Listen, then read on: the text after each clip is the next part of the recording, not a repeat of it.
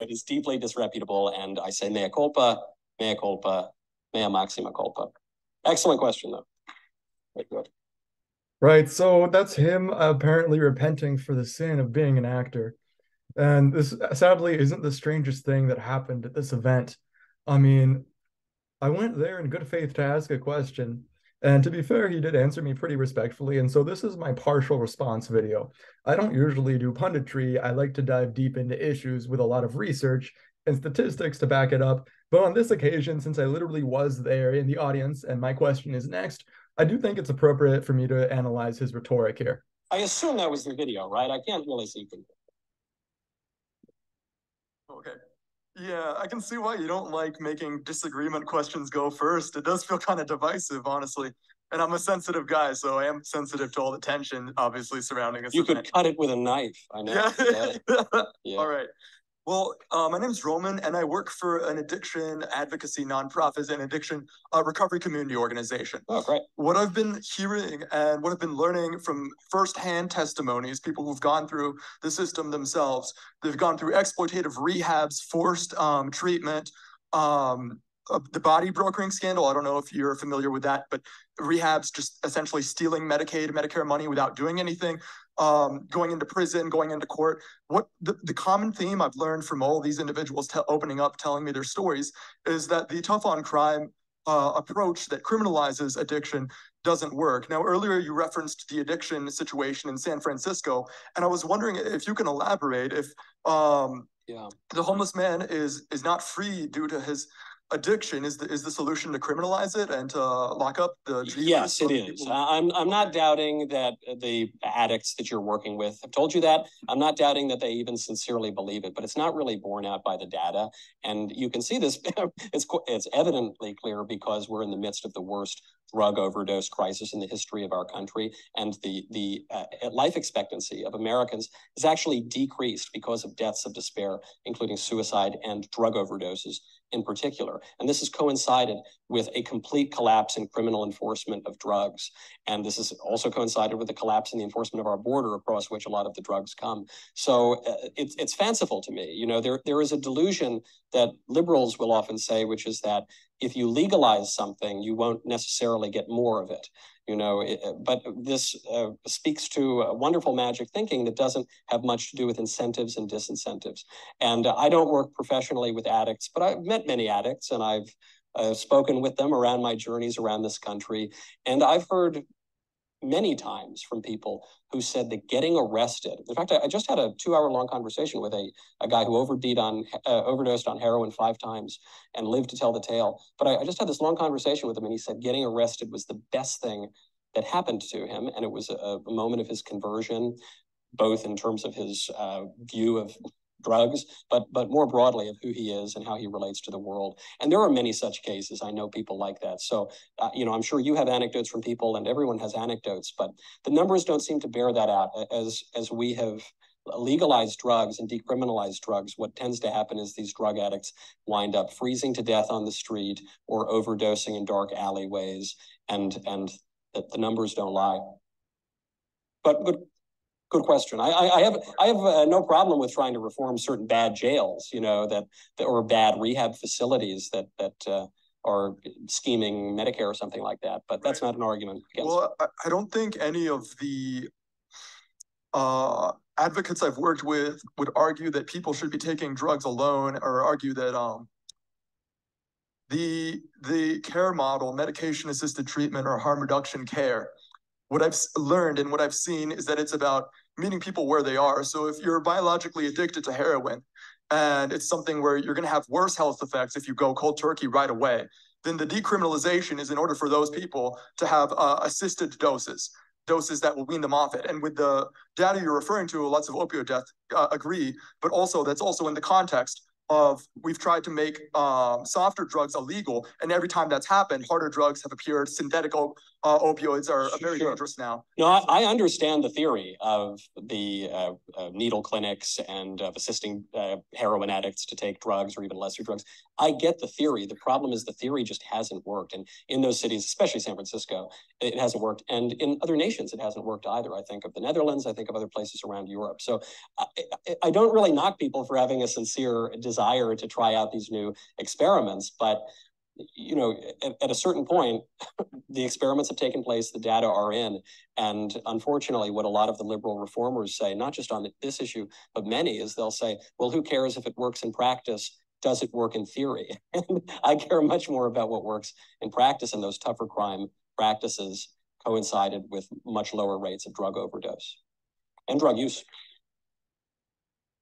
Not to brag about myself, but I do think that was probably the only moment at the event where he was able to give a somewhat sincere response. I was probably diplomatic to a fault there. One of my friends told me, I think your fatal flaw, Roman, is that you assume everyone is going to be logical. And I think he did drop his mask for a second there. But to go back to the start, and actually the statement I was actually responding to was that he called people who use drugs bums on the street, essentially, using derogatory language, not just against drug users, but anyone who's not in the elite circle like he does. Joe Schmo, he said. Just think about this, how much of a turning change this is from when the First Step Act that was bipartisan was a talking point. Conservatives were saying that criminalization, that mass criminalization was something that actually that's the Democrats' fault. His first word in the response is, "Hey, is criminalization the answer?" Yes, it is. The conversation obviously is just a very brief one because I only have a few minutes to ask the question, but there's so much on my mind that I want to address with that. First of all, if he's heard these, it's funny that he cited statistics and said, oh, well, this is what the statistics shows. But then he also gave his anecdote, right? He didn't actually say what the statistics were saying. He's just saying, actually, the statistics are on my side. Now let me go ahead and give my anecdote. And I think he's a very good speaker. I think a lot of the people, well, everyone in the room, except for the people who came to ask adversarial questions, really ate this up. And I just think the majority of what he said is absolute sophistry. And not only that, there's some things that I highly suspect, if I'm not absolutely certain, that are fascist dog whistles. For example, later on in the talk, someone asks him, you said jazz is demonic. Can you elaborate on that? And his response is that, well, you should read the book From Dawn to Decadence because the author wrote that when this was, the author who lived through this, when it was written, jazz was coming, and that's when he started to see things going downhill. So it's very anecdotal thinking from himself also. And just because, he's a very sophisticated speaker, more so than I am, he knows Latin, he cites philosophers in his speech. This was not a Trump rally atmosphere. It was something quite different. But that doesn't mean that he's not using fascist dog whistles. As I've written about and as I've presented in research symposiums before, using philosophical themes and abusing them and twisting them is actually kind of right out of the fascist playbook. Think of what the Nazis did with Friedrich Nietzsche. Heidegger was, of course, a Nazi. There's the Schmidt guy that's a Nazi. And so what I get from this is his ideology is not really based on an empirical worldview.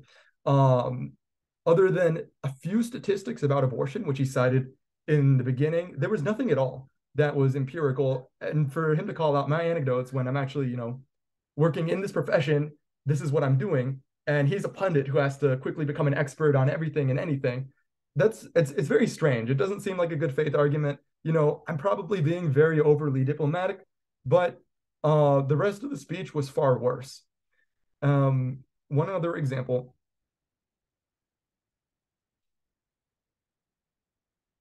At the start of the speech before audience questions, the argument was that because there is a rational order created by God, and he argued this in a very clever way, once again, arguing not from religion per se, but quoting the Bible and then mixing it in with Aristotle, philosophers, whatever the like. The problem with this is it's just not good philosophy. It's just innuendo. It's just sophistry.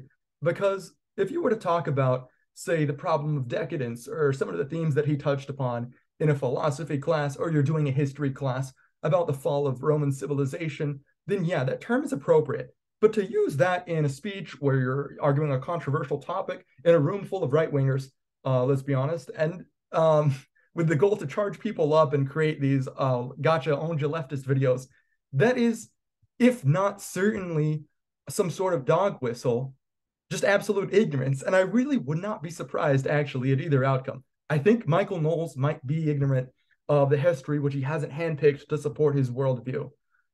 This is my take. And with this video, I'm going to go into more detail later why the harm reduction approach is what is needed, why medication and treatment is not as he described it. That is a deeply misleading argument. And it completely, like I said in my response, derived the entire history of the drug war. This was such a massive failure. This was if you're locked up for 20 years in a cell, you're getting beaten, you're getting abused, there's drugs in prison, that you're not going to come clean out of that situation. Most people cannot ever find legal employment after they exit prison. This is not something that just happens within the cells. You can't just reform it within the cells in the rehab center. This is a wider social question. And although I didn't get to say that, if there's anyone watching this who was at the event, my guess is that this won't be taken well. I'm sorry, but I have friends in Young Americans for Freedom in that chapter in Greensboro, and the atmosphere was, after I saw them going out of the event, they heard me ask that question. They didn't look me in the eyes. They didn't smile at me. It did not feel like there was a friendly relationship anymore. They welcomed me in. But now I really think that this video is going to burn bridges, because what Michael Knowles said is not appropriate for politics in any way to charge people up. I think even a cursory knowledge of the history of fascism, and it's pretty clear that this is very likely to be a dog whistle signaling. I think it's more likely that that's the case rather than him being ignorant. And so I can't stand for that. That's why I'm making this response video as someone who was in the room. And if you disagree with me, please explain why. Because to go on innuendo and to pay attention to the highlights that he's going to edit out and say like, oh, edits leftists gets owned, that's not getting to the argument. If you're really curious, you know what, do what I did, go to the room and ask him a challenging question.